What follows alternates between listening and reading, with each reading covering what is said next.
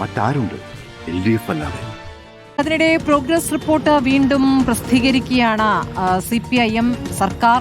അർജുൻ കല്യാട് വിവരങ്ങളുമായി. അർജുൻ കല്യാട്, ഇപ്പോൾ 10 വർഷത്തെ ഭരണ നേട്ടങ്ങൾ ഈ കഴിഞ്ഞ 5 വർഷമായാലും പറഞ്ഞ എല്ലാ കാര്യങ്ങളിലും നടപ്പാക്കി, 90% നടപ്പാക്കിയെന്ന അവകാശവാദം നടത്തുന്നുണ്ട്. അപ്പോൾ ഈ പ്രോഗ്രസ് റിപ്പോർട്ട് എപ്പോഴാണ് പുറത്തിറക്കുന്നത് മുഖ്യമന്ത്രി?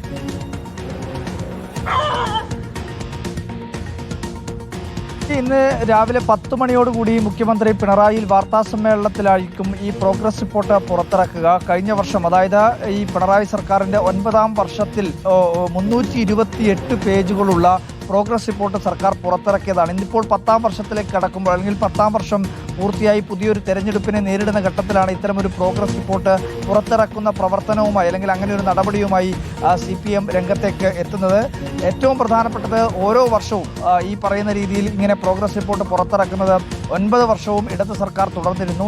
അതിൻ്റെ ഒരു തുടർച്ച എന്ന രീതിയിൽ തന്നെയാണ് ഈ 10ാം വർഷം പൂർത്തീകരിക്കുന്ന ഘട്ടത്തിലും സർക്കാർ നൽകിയിട്ടുള്ള വാഗ്ദാനങ്ങൾ അത് എത്രത്തോളം പാലിക്കപ്പെട്ടിട്ടുണ്ട് എന്നുള്ളത്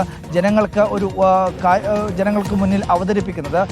നമുക്കറിയാം, UDF ഈ തെരഞ്ഞെടുപ്പിന് നേരിടുന്നത് പ്രധാനമായും 5 ഗ്യാരണ്ടികൾ സൂചിപ്പിച്ചുകൊണ്ടാണ്.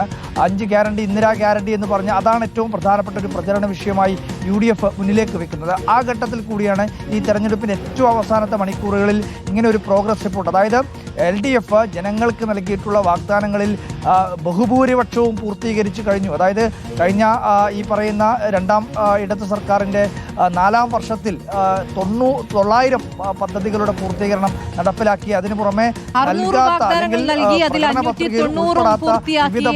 അവകാശവാദമാണ് ഇപ്പോൾ ഇടത് സർക്കാർ നടത്തിയിട്ടുള്ളത്. അപ്പോൾ പിണറായി വിജയൻ ഇന്ന് ആ പ്രോഗ്രസ് റിപ്പോർട്ട് പുറത്തിറക്കിയാണ്. എന്തൊക്കെ നടപ്പാക്കി? അതിൽ പ്രധാനമായിട്ടും ഉറപ്പായിട്ടും വികസന പദ്ധതികളുടെ അവകാശവാദമുണ്ട്, ജനക്ഷേമ പദ്ധതികളുടെ അവകാശവാദമുണ്ട്. അപ്പോൾ എന്തൊക്കെയാണ് വോട്ടാവുക എന്ന് നമുക്ക് നോക്കാം.